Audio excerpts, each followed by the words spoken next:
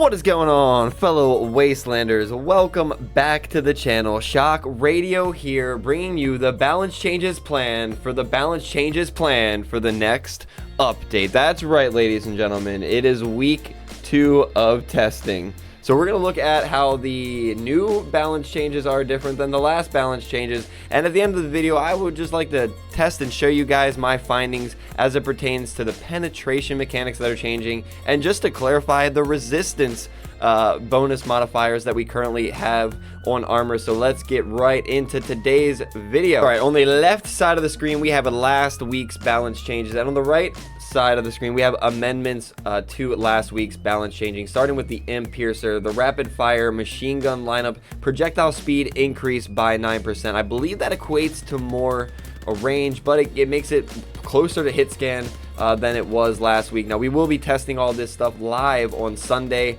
for you guys, so you guys can see it for yourselves on the test server. So as far as the equalizer and the arbiter goes, it looks like they get a projectile speed increase by 8%, and they partially reduce the accuracy changes relative to the server. So before we had a minimum spread reduced by 40%, so now it's going to be reduced by 25%. Basically, they're not getting quite as big of an accuracy buff as they received last week. Now they're still going through with the penetration mechanics and all of that fun stuff. Next up, we have changes that they're making to the frontal machine gun lineup. In the same case as the last ones, they're just getting a little bit less of an accuracy and a spread reduction buff, which just means that they're not quite as much of a buff in that field as before. Now, as far as Caucus goes, they actually took away the maximum range increase. They originally planned to increase the range from 130 to 200, and they went ahead and removed that increase.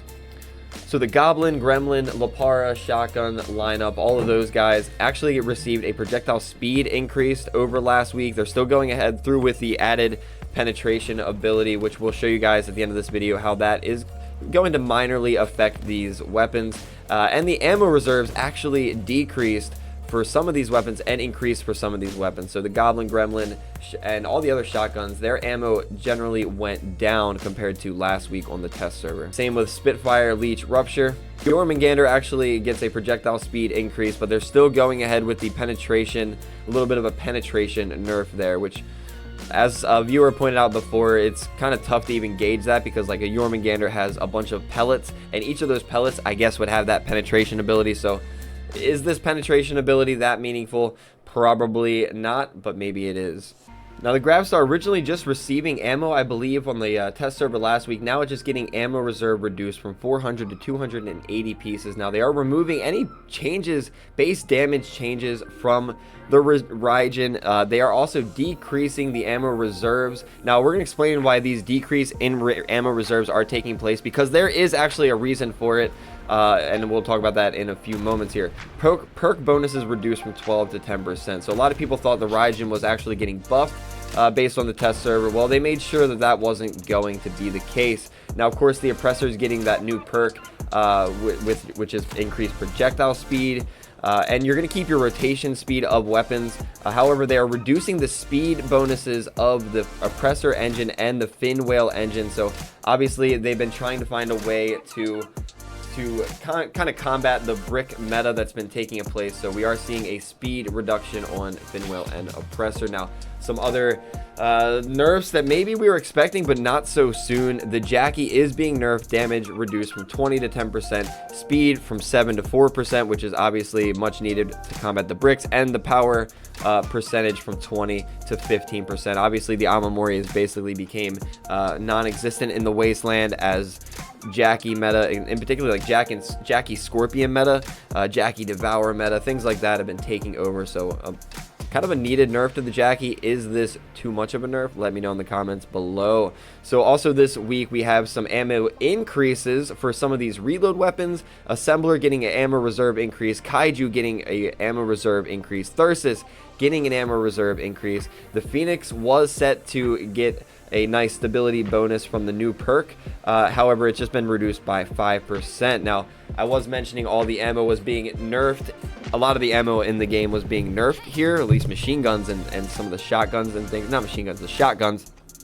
Well, the ammo packs Bonus to max ammo of weapons increased from 30 to 40% for the ammo. Yeah, now the ammo pack is the small blue ammo pack, so probably the one that I'm saying that pretty much all machine gunners are going to run 1 or 2 of. That is getting a bonus to maximum ammo of weapons. Now they're also combating Meat Grinder, I guess, being used at lower power score.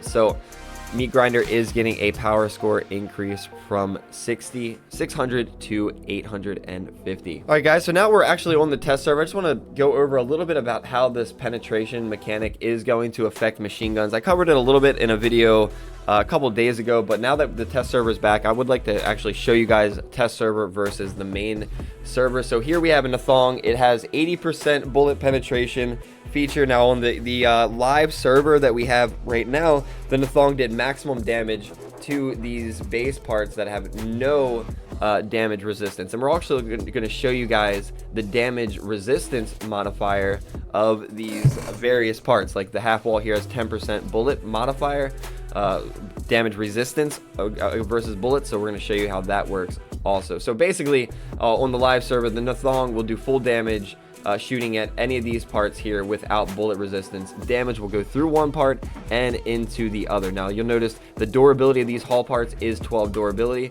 and I would like to show you that the Nathong, what the Nathong damage does in there. 14 damage there. So when we're shooting this part, we'll see that only 80% of the damage has the ability to penetrate, meaning that the Nathong will only shoot off one part, the 12 durability of that hull part. The bullet damage does not penetrate through the hull part. And now we're over here on the PlayStation live server that I've got pretty much the same armor setup. We have the hull parts, no bullet resistance, the half wall there, 10% bullet resistance, and we have our Nathong that has no damage durability modifiers. But how it works on the live server, Nathong is on my right trigger here. And then on the test server, when we shot the hull part, it only did 12 damage because the damage did not penetrate. Now we'll see if it does all damage or what damage it does. It goes through and actually does 13 damage, so not all the damage actually penetrates, it looks like. But you do, on the test server, lose 1 point of damage.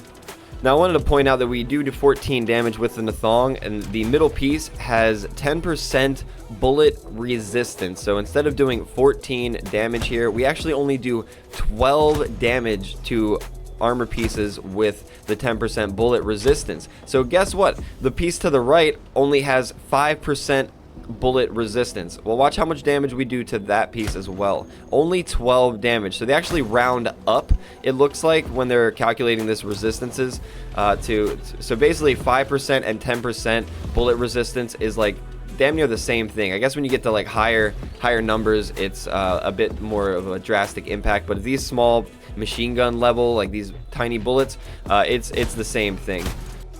And before we conclude this video, there was a special request. A viewer in the comments wanted me to test out the Dusk with various weapons, and we did that on the live server last weekend. We will be again live this Sunday, but I wanted to show you guys the new swarms on the Dusk Cabin. Now the new Dusk Cabin perks give 25% bonus damage for all rocket launchers except for the Heather, Clarinet Toe, and Flute. In exchange, reduces the projectile speed and increases spread. Homing rockets also have reduced maneuverability and target acquisition range, so you get more range for things like more damage for things like your lock-on rockets, your hurricanes, your swarms here, all that good stuff, but you're overall going to sacrifice accuracy for it. So showing you on the test server the swarms and their gigantic spread here now with the Dusk Cabin, but also their increased damage. Magnificent spread, pretty sick damage.